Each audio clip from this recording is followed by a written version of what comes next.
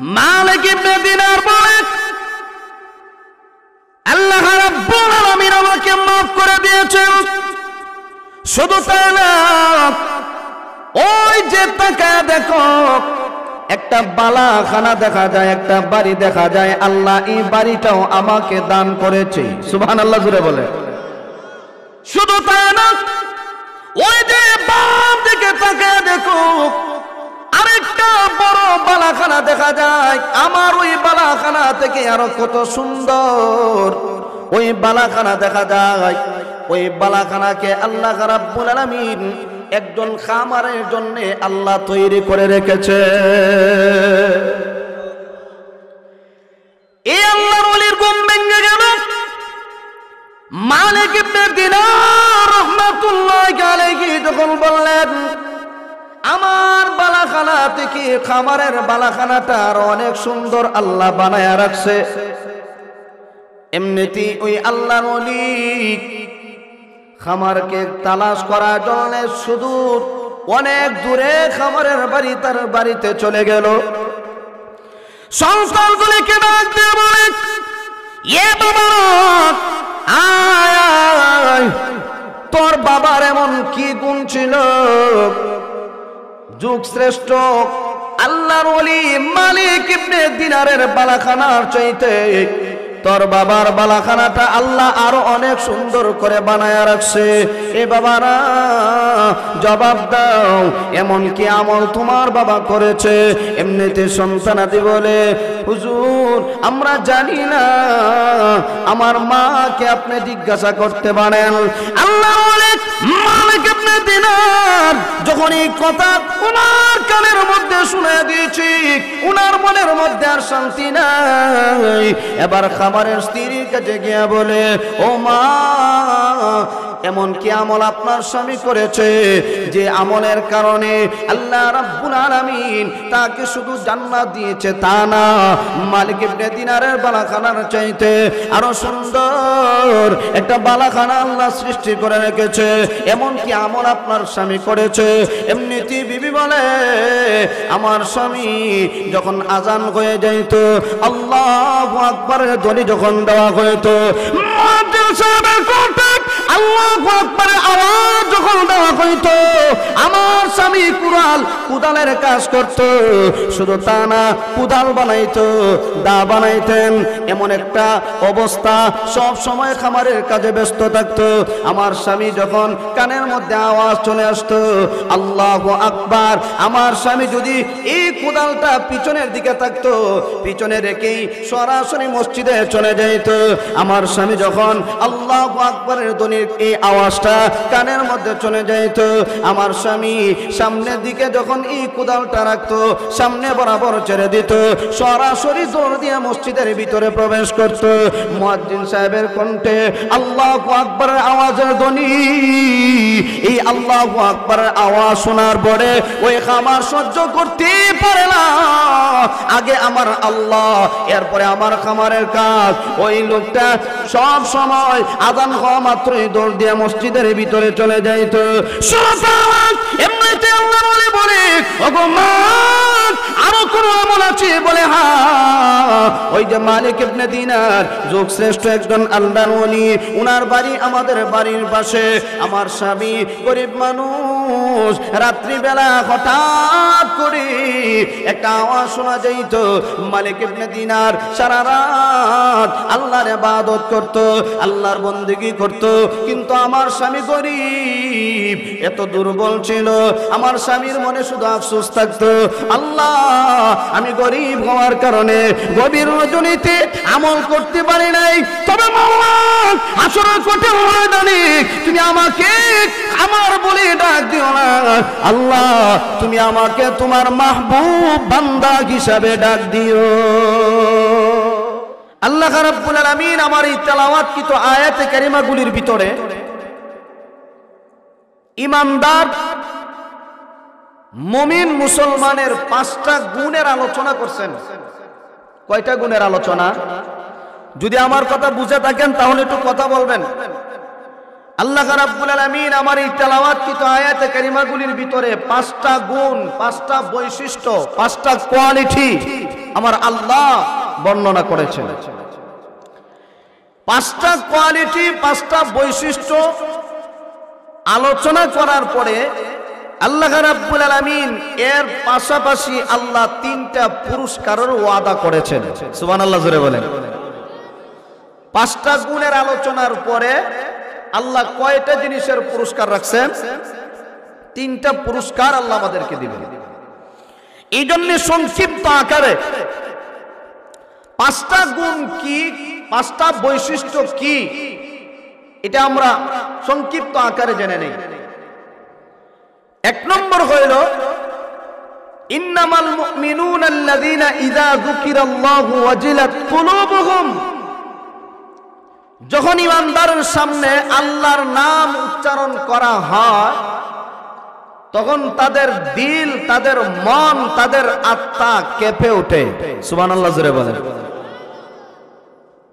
ওয়া ইযা তুলিয়াত আলাইহিম আয়াতুহু যাদাতহুম ঈমানা।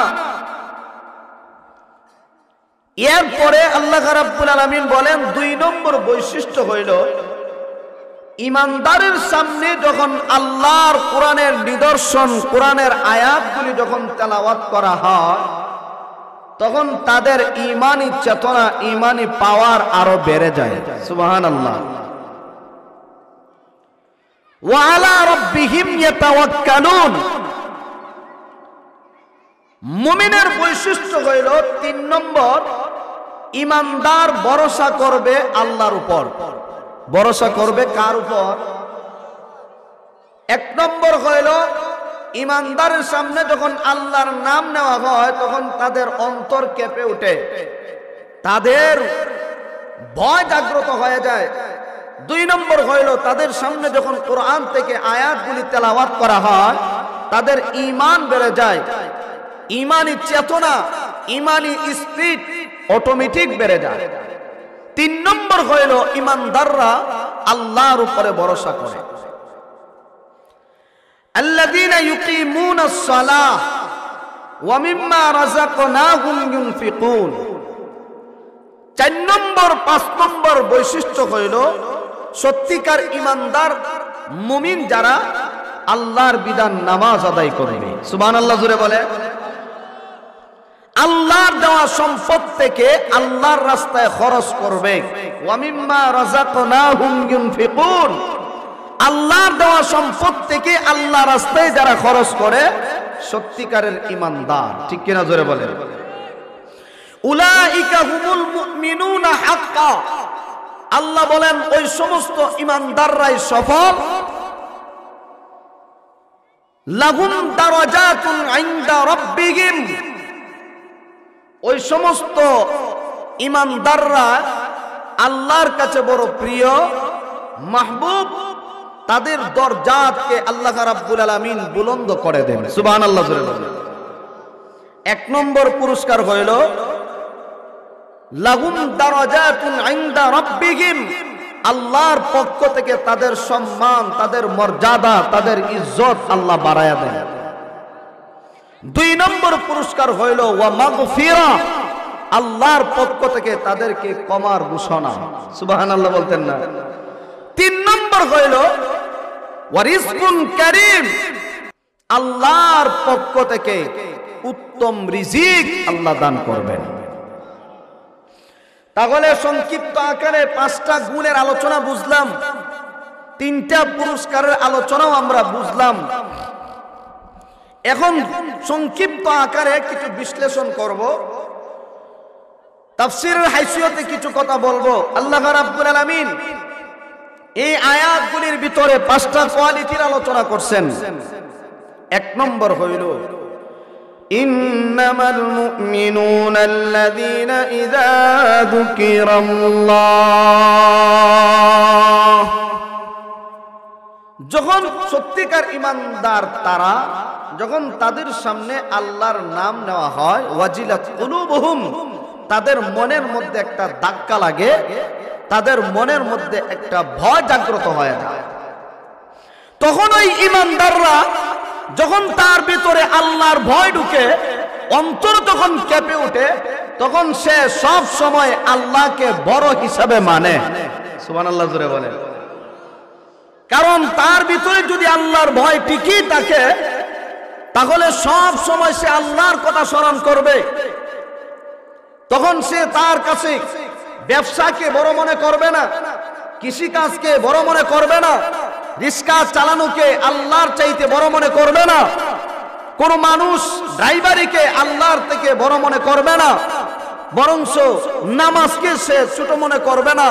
সে নামাজ পড়বে আগে, এরপরে সে কাজ করবে, যদি তার ভিতরে আল্লাহর ভয় থাকে। এই জন্য আমরা বলি নামাজকে বলো না কাজ আছে, কাজকে বলো, কথা বলেন, কাজকে বলো নামাজ আছে। আগে নামাজ এরপরে ড্রাইভারি, আগে নামাজ এরপরে কৃষিকাজ, আগে নামাজ এরপরে আপনি অন্যান্য কাজ করেন, আগে নামাজ এরপরে ব্যবসা করেন, আগে নামাজ এরপরে আপনার যা প্রয়োজনীয় আছে এইগুলি আদায় করেন। তবে নামাজকে আগে আদায় করতে হবে, ঠিক কিনা জোরে বলেন। এটাই হলো মুমিনের এক নম্বর গুণের পরিচয়, এক নম্বর গুণের আলামত।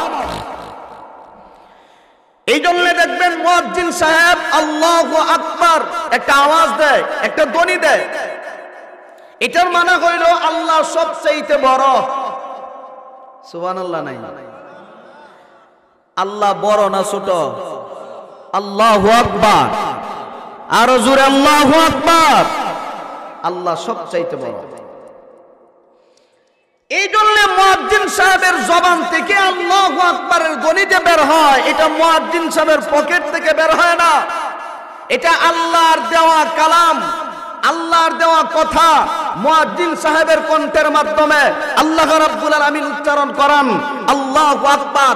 আল্লাহ সবচাইতে বড়, আল্লাহ সবচাইতে বড়। এই জন্য আল্লাহকে যারা সবচাইতে বড় মনে করবে এরা আগে নামাজ আদায় করবে, এরপরে ব্যবসা করবে। যারা আল্লাহকে বড় মনে করবে ওরা আগে নামাজ আদায় করবে, এরপরে কৃষিকাজ করবে। মোট কথা হইল আগে আমার মাওলা, পরে অন্য সবকিছু, ঠিক কিনা জোরে বলে। এই জন্য নামাজের গুরুত্ব অনেক বেশি, কিন্তু আজকে সমাজের ভিতরে দেখা যায় জামাতে নামাজের গুরুত্ব তেমন একটা নাই। পাঁচ ওয়াক্ত নামাজ সঠিকভাবে আদায় করে না। নবীজি বলেন এশার নামাজের পরে আমি নবী যারা নামাজ পড়ে না ফজরের নামাজ, আমি তাদের ঘর বাড়ি আগুন দিয়ে জ্বালায়া দিতাম। যেহেতু এখানে মহিলারা বসবাস করে, সন্তানগুলি তাকে, তাহলে বোঝা গেল ফজরের নামাজের গুরুত্ব কম না বেশি? আরো জোরে বলে। এই জন্য নামাজ আগে গুরুত্ব দিতে হবে, এরপর অন্যান্য কাজ। এই জন্য এই আয়াতের ব্যাখ্যা করতে গিয়া ছোট্ট একটা দৃষ্টান্ত তুলে ধরছেন। মালিক ইবনে দিনার রাহমাতুল্লাহি আলাইহি বহুত বড় একজন আল্লাহর ওলি ছিলেন, যুগ শ্রেষ্ঠ একজন ওলি। মালিক ইবনে দিনার রাহমাতুল্লাহি আলাইহি উনি ইন্তেকাল করলেন। উনার একজন খাদেম উনাকে স্বপ্নে দেখলেন। স্বপ্নে যুগের মাধ্যমে জিজ্ঞাসা করা হইল, ও মালিক ইবনে দিনার, আপনার সাথে আল্লাহ কেমন আচরণ করেছেন? সুবহানাল্লাহ জোরে বলেন। কেমন আচরণ আপনার সাথে হইল? মালিক ইবনে দিনার রাহমাতুল্লাহি আলাইহি বলেন, আল্লাহ আমাকে মাফ করে দিয়েছেন। আরো আস্তে কোন আমার মালিক ইবনে দিনার বলেন, আল্লাহ রাব্বুল আলামিন আমাকে মাফ করে দিয়েছেন। শুধু তাই না, ওই যে তাকায় দেখো একটা বালাখানা দেখা যায়, একটা বাড়ি দেখা যায়, আল্লাহ এই বাড়িটাও আমাকে দান করেছে। সুবহানাল্লাহ জোরে বলে। শুধু তাই না, ওই যে বাম দিকে তাকায় দেখো আরেকটা বড় বালাখানা দেখা যায়, আমার ওই বালাখানা থেকে আরো কত সুন্দর ওই বালাখানা দেখা যায়। ওই বালাখানাকে আল্লাহ রাব্বুল আলামিন একজন খামারের জন্য আল্লাহ তৈরি করে রেখেছে। এই আল্লাহর ওলির ঘুম ভেঙে গেল। মালিক ইবনে দিনার রাহমাতুল্লাহি আলাইহি যখন বললেন, আমার বালাখানা থেকে খামারের বালাখানাটা আরো অনেক সুন্দর আল্লাহ বানায়া রাখছে। এমনিতেই ওই আল্লাহর ওলি খামারকে তালাশ করার জন্য সুদূর অনেক দূরে খামারের বাড়ি তার বাড়িতে চলে গেল। সন্তানগুলিকে ডাক দিয়ে বলে, এ বাবা আয় আয়, তোর বাবার এমন কি গুণ ছিল? যুগ শ্রেষ্ঠ আল্লাহর ওলি মালিক ইবনে দিনারের বালাখানার চাইতে তোর বাবার বালাখানাটা আল্লাহ আরো অনেক সুন্দর করে বানায়া রাখছে। এ বাবারা জবাব দাও, এমন কি আমল তোমার বাবা করেছে? এমনিতে সন্তানাদি বলে, হুজুর আমরা জানি না, আমার মাকে আপনি জিজ্ঞাসা করতে পারেন। আল্লাহ মালিক ইবনে দিনার যখন এই কথা ওনার কানের মধ্যে শুনে দিয়েছি, ওনার মনের মধ্যে আর শান্তি নাই।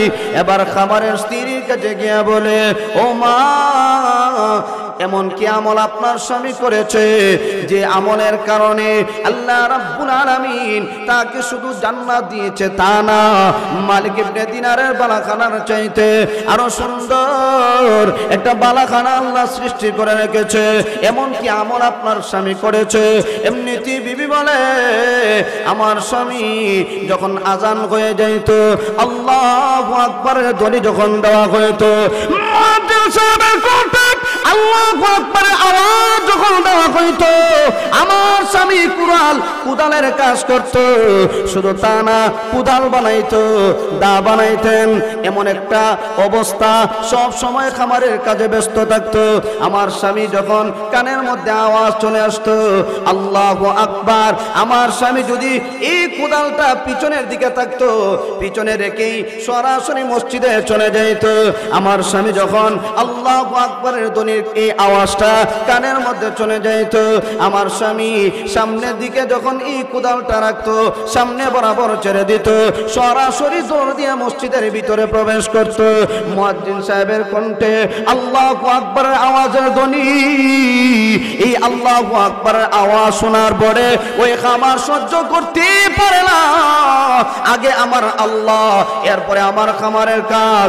ওই লোকটা সব সময় আযান হওয়া মাত্রই দৌড় দিয়ে মসজিদের ভিতরে চলে যাইত। এমনিতে আল্লাহ বলে, ওগো মা, আরো কোন আমল আছে? বলে, হ্যাঁ, ওই যে মালিক ইবনে দিনার যুগ শ্রেষ্ঠ একজন আল্লাহর ওলি, উনার বাড়ি আমাদের বাড়ির পাশে। আমার স্বামী গরিব মানুষ, রাত্রিবেলা হঠাৎ করে একটা আওয়াজ শোনা যাইত। মালিক ইবনে দিনার সারা রাত আল্লাহর ইবাদত করত, আল্লাহর বন্দেগী করত, কিন্তু আমার স্বামী গরিব, এত দুর্বল ছিল। আমার স্বামীর মনে শুধু আফসোস থাকতো, আল্লাহ, আমি গরিব হওয়ার কারণে গভীর রজনীতে আমল করতে পারি নাই, তবে মাওলা আসরের কঠিন ময়দানে তুমি আমাকে আমার বলে ডাক দিও না। আল্লাহ, তুমি আমাকে তোমার মাহবুব বান্দা হিসাবে ডাক দিও। আল্লাহ এই খামারের দোয়া এমন ভাবে কবুল করছেন, আল্লাহু আকবার। মালিক ইবনে দিনার দিন রাত আল্লাহর ইবাদত করত, এর পরেও এই খামার এত আগায়া কেন? বলে, আযান হওয়া মাত্রই দৌড় দিতেন, বিশ্বাসের উপরে ছিল, কারণ আল্লাহ আগে, এরপরে আমার কাজ। ঠিক কিনা জোরে বলেন? কিন্তু আজকে সমাজের ভিতরে দেখা যায় আগে কাজ, এরপরে নামাজ। সুযোগ পাইলে পড়লাম, না পড়লে নামাজের গুরুত্ব আছে না নাই? এটা হলো এক নম্বর। আল্লাহ ওয়ালা যারা, ইন্নামাল মুমিনুনা আল্লাযীনা ইযা যুকিরাল্লাহ ওয়াজিলাত কুলুবুহুম, আল্লাহ বলেন সত্যিকার ঈমানদার যারা, তাদের সামনে যখন আল্লাহর নাম নেওয়া হয় তখন তাদের অন্তরটা কেঁপে ওঠে, তাদের মনের মধ্যে একটা ভয় জাগ্রত হয়ে যায়। মুফাসসিরিন এখানে দুইটা ব্যাখ্যা করছে। একটা ব্যাখ্যা হইল সত্যিকার ঈমানদার যারা, তাদের অন্তর কেঁপে ওঠে। আরেকটা ব্যাখ্যা হইল সত্যিকার ঈমানদার যারা, যখন তাদের সামনে আল্লাহর নাম নেওয়া হয় তখন আল্লাহ রাব্বুল আলামিনকে তারা এমন ভাবে ভয় করে, এমন ভাবে আল্লাহকে স্মরণ করে, যে ভয়ের কারণে লোকটা গুনাহ পর্যন্ত ছেড়ে দেয়। সুবহানাল্লাহ জোরে বলেন। দুই নম্বর ব্যাখ্যা হইল সত্যিকার যারা ঈমানদার, আল্লাহর নাম যখন তাদের অন্তরে স্মরণ হয় তখন এই লোকটা আর গুনাহ করে না, গুনাহ ছেড়ে দেয়, গুনাহ ছেড়ে দেয়। এই জন্য কিতাবের ভিতরে অনেক দৃষ্টান্ত তুলে ধরছেন, এর ভিতরে বনি ইসরাইলের একটা দৃষ্টান্ত তুলে ধরছেন। যে আল্লাহর নাম নেওয়া মাত্রই লোকটার ভিতরে এমন ভাবে এফেক্ট করেছে, আল্লাহর নাম শোনা মাত্রই লোকটা যেন পাগলের মতো হয়ে গেছে। বনি ইসরাইলের এক মহিলা বড় বিপদের সম্মুখীন, এত দুর্বল, এই মহিলাটা খাওয়ার মতে তার ঘরের মধ্যে কোনো কিছু নাই, বাচ্চাগুলি আছে পেটের ক্ষুধায় চটপট করে। এই মহিলার আপন চাচাতো ভাই, সে ছিল শিল্পপতি, ধনী মানুষ, টাকাওয়ালা। এই টাকাওয়ালা ভাইয়ের কাছে যাওয়ার পরে গিয়া বলছে, আমার সন্তানগুলি মারা যাবে, না খাইতে খাইতে আমার সন্তানগুলিকে বাঁচাইতে পারবো না, তুমি যদি আমাকে কিছু টাকা ধার দাও আমার সন্তানগুলিকে খাওয়াইতে পারবো। তখন এই যুবক বলে, তুমি যদি আমার মনের চাহিদা পূরণ করতে পারো তাহলে তোমাকে কিছু টাকা ধার দিব, তবে শর্ত হইল তুমি আমার মনের চাহিদা পূরণ করবা। এই মহিলা বলে, আমি এটা পারবো না। এই কথা বলে সে চলে গেছে। মহিলাটা যুবকের কাছ থেকে চলে গেল। শুধু তা না, এই যুবকটা এত ধনী ছিল যে মহিলাটা আবার ওই যুবকের কাছে আসছে। মহিলা আবার নিরুপায় হইয়া যখন যুবকের কাছে আসছে কিছু টাকা নেওয়ার জন্য, কারণ সন্তানকে বাঁচাইতে হবে, সন্তানগুলি পেটের ক্ষুধায় চটপট করে, সহ্য হয় না। এমনিতেই মহিলাটা বলে, ঠিক আছে তোমার চাহিদা আমি মিটাইয়া দিব, তবে আমার সন্তানগুলিকে বাঁচাইতে হবে, কিছু টাকা দাও। এই যুবক মহিলাকে কিছু টাকা দেওয়ার আগে বলে, আমার শর্ত কি? ঠিক আছে বলে, হ্যাঁ। মহিলাটা টাকা যখন হাতের মধ্যে উঠায় নিল, এখন মহিলাকে স্পর্শ করবে, এমন সময় মহিলা আল্লাহু আকবার একটা আওয়াজ যখন দিল, ইত্তাকুল্লাহ, এ যুবক তুমি আল্লাহকে ভয় করো। যুবক ডাকতে বলে, এ মহিলা তুমি তো বলেছ তুমি আমার চাহিদা পূরণ করবা, টাকাও পর্যন্ত তুমি আমার কাছ থেকে নিয়ে গেলা। মহিলা বলে, এ যুবক শোনো, আমি কেন বললাম তুমি আল্লাহকে ভয় করো জানোনি? আমি এমন একজন সত্য মহিলা, আমার এই শরীরের মধ্যে আমার স্বামী ব্যতীত আমার শরীরের মধ্যে কেউ স্পর্শ করতে পারে নাই, আজকে তুমি আমার শরীরে স্পর্শ করবা, এটা আমি সহ্য করতে পারি না, কারণ আমার ভিতরে আল্লাহর ভয় এমন পরিমাণ ঢুকে গেছে, আমি আর সহ্য করতে পারি নাই। এই জন্যে আমি তোমাকে বলি, ইত্তাকুল্লাহ, আল্লাহকে তুমি ভয় করো। এমনি যুবক আল্লাহ নাম শোনা মাত্রই যুবকের ভিতরে এমন ভাবে প্রভাব পড়ে গেছে, যুবকটা এবার মহিলাকে ডাক দিয়ে বলে, ও বোন, যাও যাও, তোমার কাছে আমি যে টাকা দিলাম এর চাইতে আরো ডাবল নিয়ে যাও, তবে বোন রে তুমি সাক্ষী থাকো, আমি তোমার সামনে আল্লাহর কাছে তওবা করলাম, আর জিন্দেগিতে এমন কাজ করব না, আর জিন্দেগিতে গুনার কাজ করব না। এ বোন তুমি সাক্ষী থাকো, আমি আল্লাহর কাছে তওবা করে নিলাম। আল্লাহু আকবার। এই যুবকটা এমন ভাবে তওবা করেছে, আমার আল্লাহর নাম স্মরণ হওয়া মাত্রই তার দিলটা এমন ভাবে পরিবর্তন হয়ে গেছে। এই যুবকটাকে আমার আল্লাহ ওলি বানায়া দুনিয়া থেকে বিদায় করে নিছে।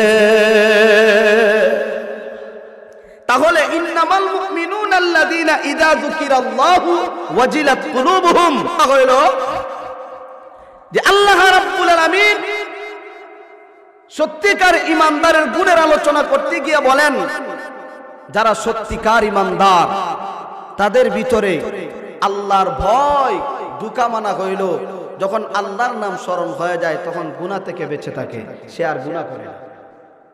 কথা বলেন ঠিক কি না? আল্লাহর নাম শুনলেই যেন মনের মধ্যে একটা স্পিরিট বেড়ে যায়, আল্লাহ আল্লাহ আল্লাহ সবচেয়ে বড়, আল্লাহু আকবার। এই আওয়াজটা শোনার পরেই দিলটা যেন পরিবর্তন হয়ে যায়। ইব্রাহিম আলাইহিস সালাতু ওয়াস সালাম, ইব্রাহিম পয়গম্বর আলাইহিস সালাতু ওয়াস সালাম উনি মাঠের মধ্যে বকরিগুলি ছড়াইতেছেন। এমন সময় আল্লাহ রাব্বুল আলামিন আসমানের মধ্যে ফেরেশতারা ইব্রাহিম পয়গম্বরের প্রশংসা করতেছে। ফেরেশতা বলে, আল্লাহ, তোমার ইব্রাহিম পয়গম্বর নাকি খলিলুল্লাহ, আল্লাহ আপনার বন্ধু, তবে আপনি যদি অনুমতি দেন আপনার বন্ধুকে একটু পরীক্ষা করব। সুবহানাল্লাহ, জোরে বলেন। একটু পরীক্ষা করব, তবে পরীক্ষাটা হবে আপনার পয়গম্বরের সামনে মানুষের সুরত ধরে যাব। ফেরেশতা মানুষের সুরত ধরে ইব্রাহিম আলাইহিস সালাতু ওয়াস সালাম মাঠের মধ্যে বকরি চড়াইতেছেন। বকরি চড়ানো অবস্থায় এমন সময় এই যুবকটা আল্লাহর এমন কিছু গুণ নিয়ে জিকির করতেছে, যে গুণগুলি শোনার পরে ইব্রাহিম পয়গম্বর পাগলের মতো হয়ে গেছে। আল্লাহু আকবার বলেন। এই যুবক আল্লাহ আল্লাহ যখন জিকির করে ইব্রাহিম আলাইহিস সালাতু ওয়াস সালাম সহ্য করতে পারে না, কারণ বন্ধু বন্ধুর কথা স্মরণ হইলে আর সহ্য করতে পারে না।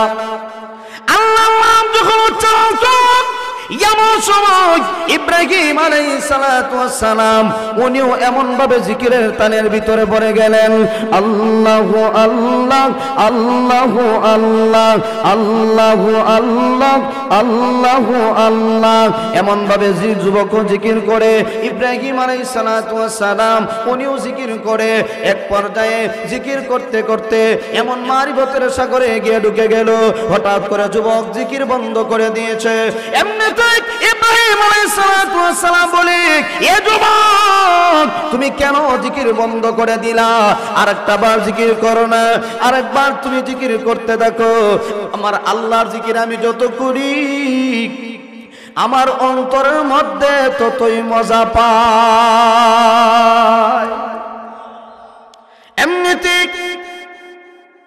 যুবক বলে, ও পয়গম্বর ইব্রাহিম, আমি যদি আপনার সামনে আপনার আল্লাহর জিকির করি তাহলে বিনিময় দিতে হবে, বিনিময় ছাড়া আমি জিকির করতে পারবো না। ইব্রাহিম আলাইহিস সালাতু ওয়াস সালাম বলে, কি বিনিময় বলো? যুবক বলে, ও ইব্রাহিম পয়গম্বর, এই যে মাঠের মধ্যে আপনার বকরিগুলি আছে 12,000, এই 12,000-এর মধ্যে 6,000 বকরি যদি আমাকে দিয়ে দেন তাহলে আমি আল্লাহর নাম জিকির করে আপনাকে শোনাবো। সঙ্গে সঙ্গে ইব্রাহিম আলাইহিস সালাতু ওয়াস সালাম 6,000 বকরি দিয়ে দিলেন। এ যুবক তুমি আমার আল্লাহর নামটা জিকির করো। যুবক আবারও জিকির করে, আল্লাহু আল্লাহ আল্লাহু আল্লাহ। যখন আবার জিকির শুরু করে দিয়েছে ইব্রাহিম আলাইহিস সালাতু ওয়াস সালাম আবার মারিফতের সাগরে গিয়ে ঢুকে গেলেন। হঠাৎ করে এই যুবকটা আবারও জিকির বন্ধ করে দিল। ইব্রাহিম আলাইহিস সালাতু ওয়াস সালাম বলে, এ যুবক তুমি আবার কেন জিকির বন্ধ করে দিলা? বলে, আপনি যে পরিমাণ বিনিময় দিয়েছেন এই পরিমাণ সময় আমি জিকির করে ফেলেছি, যদি আরো বিনিময় দেন তাহলে আরো আপনাকে জিকির করে শোনাবো। আল্লাহু আকবার। আবারও 6,000 বকরি দিয়ে দিল। ইব্রাহিম পয়গম্বর বলে, আবার তুমি আল্লাহর কথা স্মরণ করো, আল্লাহর জিকির করো, আমি তোমার সাথে জিকির করব। যুবকটা আবারও আল্লাহর জিকির শুরু করে দিয়েছে। এবার কিছু সময় জিকির করার পরে যুবক আবার জিকির বন্ধ করে দিয়েছে। এবার ইব্রাহিম পয়গম্বর বলে, এবার কেন তুমি জিকির বন্ধ করলা? এমনিতে যুবক বলে, ও পয়গম্বর ইব্রাহিম, আপনি যে আমাকে বিনিময় দিয়েছিলেন এই বিনিময় পরিমাণ আমি জিকির করে ফেলেছি। এমনিতে পয়গম্বর আলাইহিস সালাতু ওয়াস সালাম বলে, এ যুবক শোনো, এখন আমার কাছে আর বকরি পাল নাই, আমি আর তোমাকে কোনো বিনিময় দিতে পারবো না। তবে শোনো, তোমার এই বকরির জন্য একজন রাখালের প্রয়োজন। এই রাখাল হিসাবে তুমি আমাকে নিয়ে নাও আর আমার আল্লাহর নামটা জিকির করে শোনাও। আল্লাহু আকবার। যুবক বলে, ইব্রাহিম আলাইহিস সালাতু ওয়াস সালাম যখন বললেন আমাকে রাখাল বানায় নাও, তোমার তো অবশ্যই একজন রাখালের দরকার। কারণ এখন তো তুমি বকরির পালের মালিক হয়ে গেছো। এমনিতেই ফেরেশতা মানুষের উদ্ধারণ করে এসেছিল। ফেরেশতা বলে, ও ইব্রাহিম পয়গম্বর, আমি দুনিয়ার সাধারণ কোনো মানুষ না, আমি আল্লাহর পক্ষ থেকে ফেরেশতা, আপনাকে পরীক্ষা করার জন্য আমি এখানে এসেছিলাম। দিকে আপনার অন্তরের ভিতরে আল্লাহর কি পরিমাণ জিকির হয়, আল্লাহকে আপনি কি পরিমাণ মহব্বত করেন। আল্লাহু আকবার। ওয়াজিলাত কুলুবুহুম, আল্লাহ রাব্বুল আলামিন বলেন ইমানদারের অন্তরের মধ্যে যেন একটা ভূমিকম্প সৃষ্টি হয়ে যায়। আল্লাহর জিকির তাদের অন্তরের ভিতরে এমন মজা লাগে, দিন রাত 24 ঘন্টা আল্লাহর জিকির করে। সুবহানাল্লাহ। দিন রাত 24 ঘন্টা আল্লাহর জিকির করে, এরপরে যেন আল্লাহর এই জিকিরের স্বাদ মিটে। 2 নম্বর গুণের ভিতরে যাই। 2 নম্বর বৈশিষ্ট্য হইল আল্লাহ রাব্বুল আলামিন বলেন, ওয়া ইযা তুলিয়াত আলাইহিম আয়াতুহু যাদাতহুম ঈমানা। সত্যিকার ঈমানদার যারা, তাদের সামনে যখন আল্লাহর কোরআন থেকে যখন আয়াতগুলি তেলাওয়াত করা হয়, তখন তাদের ঈমান বেড়ে যায়। সুবহানাল্লাহ জোরে বলে, ঈমান বেড়ে যায়। নবীজি যখন খানায়ে কাবার সামনে বসে কোরআন তেলাওয়াত করতেন, আল্লাহু আকবার, বেদিনরা পর্যন্ত নবীর কণ্ঠের তেলাওয়াত শুনে টিকতে পারত না। সুবহানাল্লাহ জোরে বলেন। কোরআনের আয়াতগুলির, কোরআনের পাওয়ার কম না বেশি? কোরআনের পাওয়ার আছে না নাই? আল্লাহু আকবার। তাহলে সত্যিকার মুমিনের গুণ 2 নম্বর হইল, যখন কোরআন তেলাওয়াত করা হয় তখন তাদের ঈমানি চেতনা বেড়ে যায়, ঈমানি পাওয়ার বেড়ে যায়, ঈমানি স্পিরিট বেড়ে যায়। তো কোরআন তেলাওয়াত এর 2টা ব্যাখ্যা। 1 নম্বর ব্যাখ্যা হইল কোরআন পাঠ করা, 2 নম্বর ব্যাখ্যা হইল কোরআনের উপরে আমল করা। সুবহানাল্লাহ জোরে বলেন। কোরআন তেলাওয়াতের অর্থ কয়টা? 2টা। মুফাসসিরিন উলামা ইকরাম তাফসীরের কিতাবের ভিতরে লেখেন, কোরআন তেলাওয়াতের অর্থ হইল 2টা। একটা হইল কোরআন পাঠ করো, কোরআন পড়ো। 2 নম্বর হইল তুমি কোরআনের উপরে আমল করো। সাহাবায়ে কেরাম কোরআন তেলাওয়াত করেছেন, কোরআনের উপরে আমল করছেন। সুবহানাল্লাহ জোরে বলেন। নবীর সাহাবী উবাই ইবনে কাব রাদিয়াল্লাহু আনহু, উনি কোরআন এত বেশি তেলাওয়াত করতেন যে আল্লাহ রাব্বুল আলামিন পর্যন্ত উবাই ইবনে কাবের কাছ থেকে তেলাওয়াত শুনতে চেয়েছেন। সুবহানাল্লাহ। একদিন নবীজি উবাই ইবনে কাবের কাছে এসে বলেন, ও উবাই ইবনে কাব, তুমি কোরআন তেলাওয়াত করে আমাকে শোনাও। আল্লাহর পক্ষ থেকে আদেশ প্রাপ্ত হয়েছি যে আল্লাহ আমাকে বলেছে তোমার কাছ থেকে কোরআন তেলাওয়াত শোনার জন্য। উবাই ইবনে কাব বলে, হুজুর, আপনাকে যে আল্লাহ বলেছেন আমার কাছ থেকে কোরআন তেলাওয়াত শুনবেন, আল্লাহ কি আমার নাম বলেছেন? সুবহানাল্লাহ জোরে বলেন। নবীজি বলেন, সাম্মানি, আমার নাম নিছেননি? উবাই ইবনে কাব বলেন, নবী বলেন, সাম্মাকা, আল্লাহ তোমার নাম নিয়ে বলছে তোমার কাছ থেকে তেলাওয়াত শোনার জন্য। সুবহানাল্লাহ জোরে বলেন। উবাই ইবনে কাব রাদিয়াল্লাহু আনহু নবীর সামনে কোরআন তেলাওয়াত করবে। উবাই ইবনে কাব বলে, হুজুর, যে কোরআন আপনার উপরে অবতীর্ণ হইল, যে কোরআন আপনার উপরে নাজিল হইল, আর এই কোরআন আমি আপনাকে তেলাওয়াত করে শোনাবো। এমনিতে উবাই ইবনে কাব চোখের পানি ছেড়ে দিয়ে কান্দে। নবীজি বলেন, উবাই ইবনে কাব, আল্লাহ বলেছেন তোমার কাছ থেকে তেলাওয়াত শোনার জন্য, কারণ তুমি এত বেশি তেলাওয়াত করো। আমার আল্লাহ তোমার এই কোরআন তেলাওয়াতকে এত বেশি পছন্দ করেছে, আমার আল্লাহ আমাকে জানায়া দিয়েছে তোমার কাছ থেকে কোরআন তেলাওয়াত শোনার জন্য। উবাই ইবনে কাব চোখের পানি ছেড়ে দিয়ে কান্দে, আল্লাহ আমার নাম বলছেন, আমি আপনাকে কোরআন তেলাওয়াত করে শোনাবো। শুধু তা না, আল্লাহ বলেন, নবী, উবাই ইবনে কাবকে বলুন উবাই ইবনে কাব যখন তেলাওয়াত করবে, আপনি এবং আপনার সাহাবা একরাম দুনিয়ার জমিনে শুনবেন, আর আমি আল্লাহ আমার ফেরেশতাদেরকে নিয়ে আসমানের মধ্যে উবাই ইবনে কাবের তেলাওয়াত শুনবো। সুবহানাল্লাহ।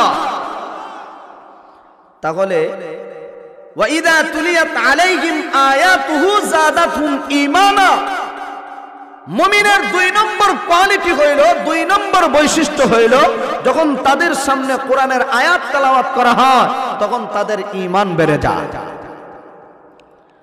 শুধু তা না, আল্লাহ রাব্বুল আলামিন একটা আয়াত নাজিল করছিলেন। নবীজি আয়াতটা সাহাবায়ে কেরামকে তেলাওয়াত করে শোনায় দিয়েছিলেন। নবীজি বললেন, সাহাবীরা, আল্লাহ বলেছে এই আয়াতের উপরে আমল করার জন্য। সুবহানাল্লাহ, জোরে বলেন। লা তানালুল বিররা হাত্তা তুনফিকু মিম্মা তুহিব্বুন।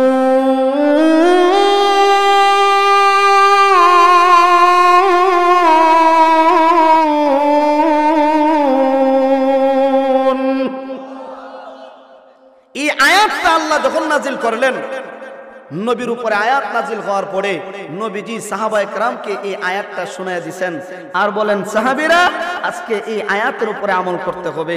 কি আমল? আল্লাহ এই আয়াতের ভিতরে বলেছেন, তোমাদের কাছে যে জিনিসটা সবচাইতে বেশি প্রিয়, এই জিনিসটা আল্লাহর রাস্তায় খরচ করো। সুবহানাল্লাহ, জোরে বলেন।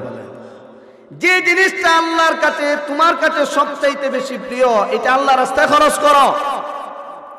হুকুম কার? আরো জোরে বলেন। এটা আল্লাহ রাব্বুল আলামিনের ওয়াদা। নবী শুধু আয়াতটা তেলাওয়াত করে শুনায় দিবেন, সাহাবায়ে কেরাম সঙ্গে সঙ্গে আয়াতের উপরে আমল করা শুরু করে দিবেন। আল্লাহ রাব্বুল আলামিন বলেন, ও নবী, আপনার সাহাবীদেরকে জানায় দেন, আপনার সাহাবীদের কাছে যে জিনিসটা সবচেয়ে বড় প্রিয়, এই জিনিসটা যেন আল্লাহ রাস্তায় খরচ করে। নবীর সাহাবীদের সামনে যখন নবীজি এই আয়াতটা শোনায় দিলেন আর তরজমা করে দিলেন, সাহাবীরা আয়াতের উপরে আমল করার জন্য পাগল পারা হয়ে গেলেন, আমল করার জন্য দেওয়ানা হয়ে গেলেন। শুধু তা না, আল্লাহু আকবার, একজন সাহাবী নবীর সামনে দাঁড়ায় বলে, ইয়া রাসূলুল্লাহ, ইয়া হাবিবাল্লাহ, আল্লাহর নবী গো, আমার কাছে চিনি বড় পছন্দনীয়। ইয়া রাসূলুল্লাহ, এই চিনিটা আমি আল্লাহর রাস্তায় খরচ করব, এটা কেমনে করতে পারি? আল্লাহু আকবার। নবীজি বলেন, সাহাবীরে, তুমি যাও, বাড়িতে যাও, বাড়িতে গিয়া তুমি বাজারে যাও, বাজারে গিয়ে তুমি বাজার থেকে চিনি খরিদ করে তুমি আল্লাহর রাস্তায় খরচ করে দাও, কারণ চিনি তোমার কাছে সবচেয়ে বড় প্রিয়। সুবহানাল্লাহ। আরেকজন সাহাবী বলে, ইয়া রাসূল, ইয়া হাবিবাল্লাহ, ও আল্লাহর নবী, ওই যে বাগান, ওই বাগানটা আমার কাছে সবচেয়ে বড় প্রিয়। নবী গো, এই বাগানটা আমি আল্লাহর রাস্তায় খরচ করতে চাই, আল্লাহর জন্য ওয়াকফ করে দিতে চাই। এমনিতেই নবীজি বলেন, সাহাবী শুনো, তুমি এটা আল্লাহর রাস্তায় না দিয়া তোমার আত্মীয়র মধ্যে বন্টন করে দাও, কারণ এই বাগান থেকে তুমি একটা অংশ পাইতে পারো। শুনো, নবীজি ওই বাগানের মধ্যে প্রায় সময় ঢুকতেন। নবীজি ওই বাগানের মধ্যে একটা ঝর্ণা ছিল, এই ঝর্ণার মধ্যে নবীজি ওযু করতেন, এই বাগানের ভিতরে নবী হাঁটাচলা করতেন। এই বাগানটা সাহাবীর কাছে সবচেয়ে বড় প্রিয় ছিল। যে বাগানের ভিতরে আমার নবী ঢুকতো, যে বাগানের ভিতরে নবীজি ভ্রমণ করতেন, এই বাগানের দাম তো অনেক বেশি। আল্লাহু আকবার। তাহলে সাহাবায়ে কেরাম সঙ্গে সঙ্গে আমল করা শুরু করে দিয়েছে। আল্লাহু আকবার। আল্লাহর হাবিব সাহাবীদেরকে বললেন, ও আমার সাহাবীরা, যুদ্ধের ময়দানে যাইতে কি খুবই তোমাদের কাছে যা কিছু আছে সামর্থ্য অনুযায়ী আল্লাহ রাস্তায় খরচ করো। আল্লাহু আকবার। এমনিতেই সাহাবীরা দেওয়ানা হয়ে গেছে, পাগল পারা হয়ে গেল। আবু বকর রাদিয়াল্লাহু আনহু বাড়িতে দৌড়ায়, ওমর রাদিয়াল্লাহু আনহু উনিও বাড়ির দিকে দৌড়ায়, উসমান উনিও বাড়ির দিকে দৌড়ায়, আলী রাদিয়াল্লাহু আনহু গরীব সাহাবী উনিও আল্লাহ রাস্তায় কিছু দিয়ে সরে গেলেন। এমনিতেই উমরের মনে মনে টার্গেট, আজকে নবীজি কথা বললেন আবু বকরের চাইতে আমি মনে করি আজকে বেশি আল্লাহ রাস্তায় খরচ করতে পারবো। দেখি আবু বকরের চাইতে আমি বেশি দিতে পারি কি পারি না। আল্লাহু আকবার। হযরত ওমর রাদিয়াল্লাহু আনহু বাড়িতে চলে যাওয়ার পরে ওনার সম্পদটাকে 3 ভাগ করলেন, 2 ভাগ আল্লাহ রাস্তায় দিয়ে দিলেন, যুদ্ধের ময়দানে যাওয়ার জন্য আল্লাহ রাস্তায় খরচ করে দিলেন, 1 ভাগ বাড়ির জন্য রেখে দিলেন। এদিকে আবু বকর সিদ্দিক রাদিয়াল্লাহু আনহু উনি যখন বাড়ি থেকে আসলো, ওমর রাদিয়াল্লাহু আনহু আমার নবীর কাছে বসা। এমনিতে আবু বকর আসার পরে আবু বকর বলে, ইয়া রাসূল, ইয়া হাবিবাল্লাহ, ওগো আল্লাহর নবী, আমি দুর্বল, আমি গরিব, আমার ঘরের মধ্যে এমন কিছু নাই যা আমি বরং কেড়ে দিয়ে সাহায্য করতে পারবো। আবু বকর রাদিয়াল্লাহু আনহু ঘরের ভিতর থেকে একটা সুই পর্যন্ত রাখেন নাই। আবু বকর রাদিয়াল্লাহু আনহু নবীর সামনে নিয়ে হাজির হয়ে গেছে। এমনিতেই নবীজি বললেন, আরে আবু বকর, তোমার বাড়িতে কোনো কিছু রেখে আসো নাই? বলে, হ্যাঁ। কি রেখে আসছো? আবু বকর রাদিয়াল্লাহু আনহু বলে, ইয়া রাসূলুল্লাহ, ইয়া হাবিবাল্লাহ, ওগো আল্লাহর নবী, আমার ঘরের ভিতরে আমি 2টা জিনিস রেখে আসছি। 1 নম্বর হইল আমার আল্লাহ, 2 নম্বর আমার নবীকে আমার ঘরের মধ্যে রেখে আসছি। ওমর রাদিয়াল্লাহু আনহু বলেন, আমি আবু বকরের চাইতে কোনোদিন আগায়া যাইতে পারি নাই। আল্লাহু আকবার। আবু বকর রাদিয়াল্লাহু আনহু ঘরের মধ্যে কোনো কিছু নাই, সব আইনা নবীর সামনে হাজির করছেন। উসমান গনি রাদিয়াল্লাহু আনহু, জি আবু বকর প্রাথমিক অবস্থায় সম্পদের কোনো অভাব ছিল না, কোটি কোটি টাকার মালিক ছিল। এই ইসলামের জন্য আল্লাহ রাস্তায় খরচ করতে করতে আবু বকর একেবারে নিঃস্ব হয়ে গেছে। আল্লাহু আকবার। তারাই তো সাহাবী, তারাই তো কোরআনের আয়াতের উপর আমল করেছে। শুধু নবীজি আয়াতটা শোনায়া দিবেন, তেলাওয়াত করে শোনায়া দিবেন, সাহাবায়ে কেরাম আমল করা শুরু করে দিয়েছে। সুবহানাল্লাহ জোরে বলে। নবীজি এবং তার সাহাবীদেরকে নিয়ে, একদল সাহাবীদেরকে নিয়ে আবু তালহা রাদিয়াল্লাহু আনহু নামে একজন সাহাবী, আবু তালহা রাদিয়াল্লাহু আনহু নামে একজন সাহাবী, ওই সাহাবীর বাড়িতে গেলেন। নবীজি বাহির থেকে সালাম দিলেন, আসসালামু আলাইকুম ওয়া রাহমাতুল্লাহ। কারণ একজন আরেকজনের বাড়িতে ঢোকার আগে নবীর সুন্নত হইল আপনি সালাম করেন। সুবহানাল্লাহ কইলেন। একজন আরেকজনের বাড়িতে ঘরের মধ্যে ঢোকার আগে নিয়ম হইল আপনি সালাম করা, এটা সুন্নাত। সালাম দ্বারা উদ্দেশ্য হইল ঘরের ভিতরে যদি কেউ থাকে তাহলে জবাব দিবে, আর যদি শুধু মহিলা হয়, পুরুষ না থাকে, সালামের জবাব আসবে না। আপনি বুঝবেন যে এই ঘরের ভিতরে যাওয়া এখন ঠিক হবে না। এই জন্য নবীর আদর্শ হইল যে আপনি ঘরের ভিতরে ঢুকবেন, আপনি সালাম দিয়ে ঢুকেন, কারণ অনেক জরুরত থাকতে পারে। কিন্তু আজকে দেখা যায় অনুমতি ছাড়াই একজন আরেকজনের ঘরে দৌড়ে যায়, ঠিক কিনা জোরে বলেন। নবীজি আবু তালহা রাদিয়াল্লাহু আনহুকে সালাম দিলেন।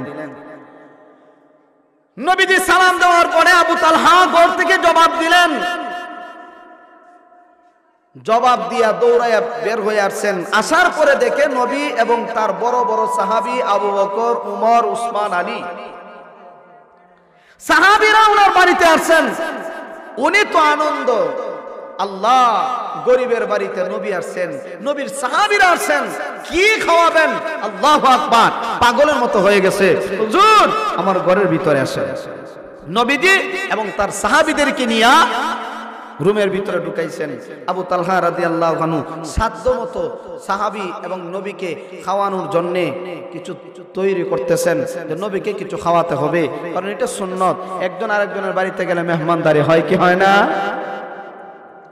আবু তালহা রাদিয়াল্লাহু আনহু মেহমানদারি করার জন্য নবী এবং তার সাহাবীদেরকে খাওয়ানোর জন্য মেহমানদারির ব্যবস্থা করতেছেন। নবীজি তার সাহাবীদের সাথে দিন আলোচনা করতেছেন। নবী এবং সাহাবা একরাম যখন আলোচনায় লিপ্ত, এমন সময় একজন সাহাবী হযরত উমর রাদিয়াল্লাহু আনহু, ওই উমর রাদিয়াল্লাহু আনহুর চেহারা পরিবর্তন হয়ে গেছে। আরেকজন সাহাবী বলে, হুজুর দেখেন আপনার সাহাবী উমরের চেহারা পরিবর্তন হয়ে গেল। নবীজি বলেন, উমর তোমার চেহারা কেন পরিবর্তন হয়েছে?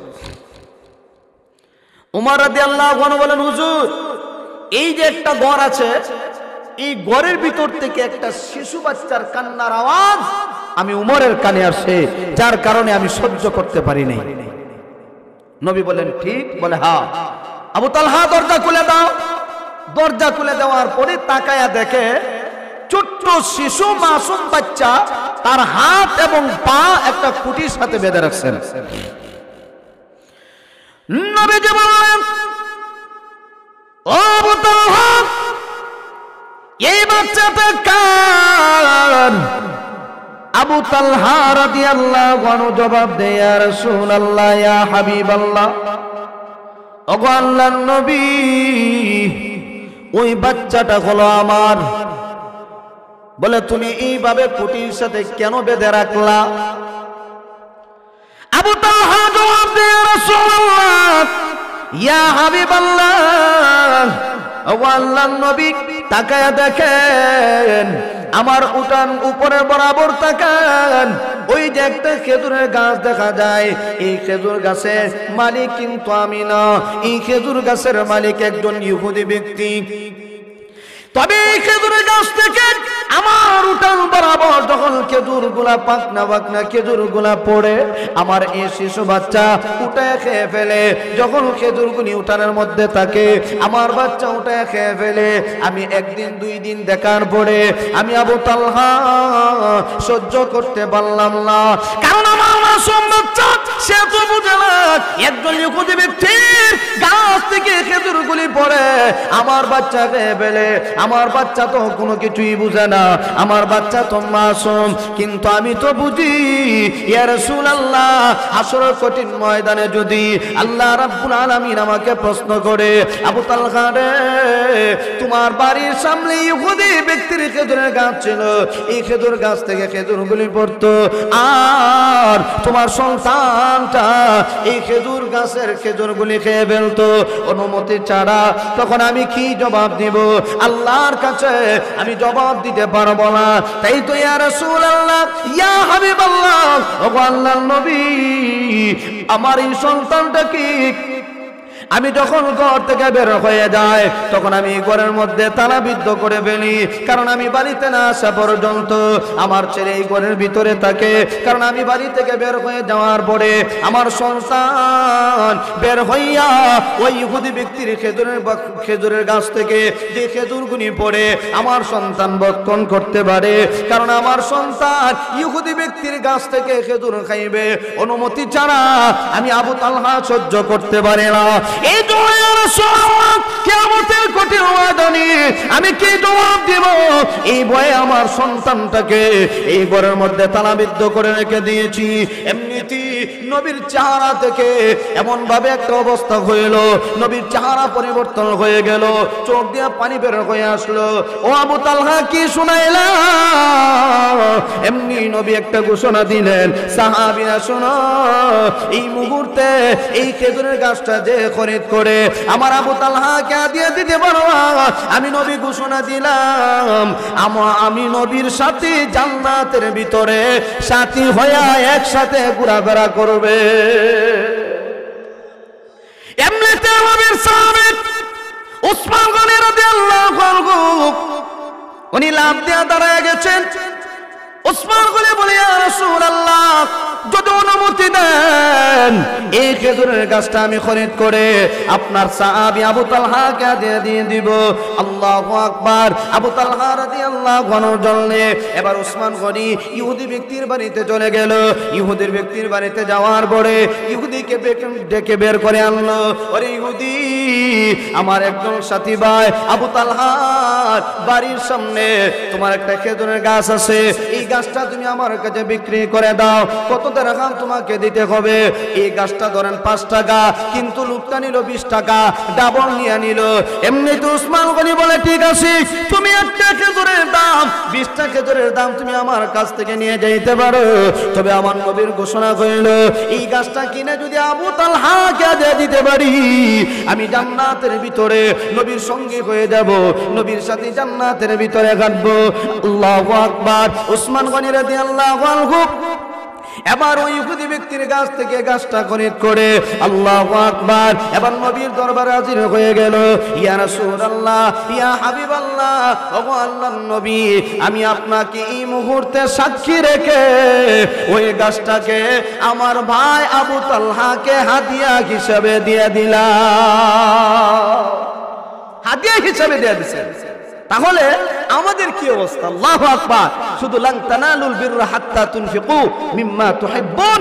সাহাবায়ে কেরাম ওয়া ইযা তুলিয়াত আলাইহিম আয়াতুহু যাদাতহুম ঈমানা। মুমিনের 2 নম্বর কোয়ালিটি হইল তার আল্লাহ রাব্বুল আলামিন যে বলেন যে ইমানদারের সামনে যখন কোরআনের আয়াতগুলি তেলাওয়াত করা হয় তখন তাদের ঈমান বাড়ে।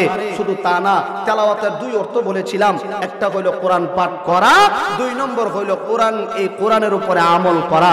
সাহাবায়ে কেরাম আমল করছেন।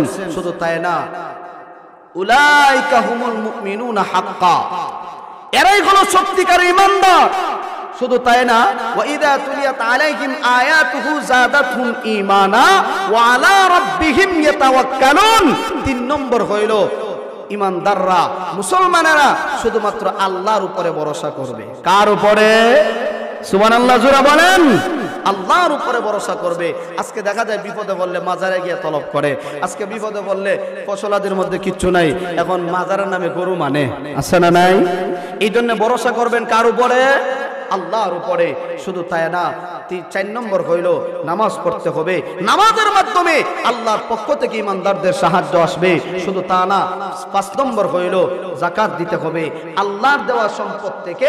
ওয়া মিম্মা রাযাকনাহুম ইউনফিকুন, আমি আল্লাহর দেওয়া সম্পদ থেকে আমি আল্লাহর রাস্তায় খরচ করতে হবে। যদি আল্লাহর রাস্তায় আমরা খরচ করি তাহলে 5 নম্বর যে কোয়ালিটি, 5 নম্বর যে বৈশিষ্ট্য, এই বৈশিষ্ট্যের ভিতরে আমরা পড়ে যাব।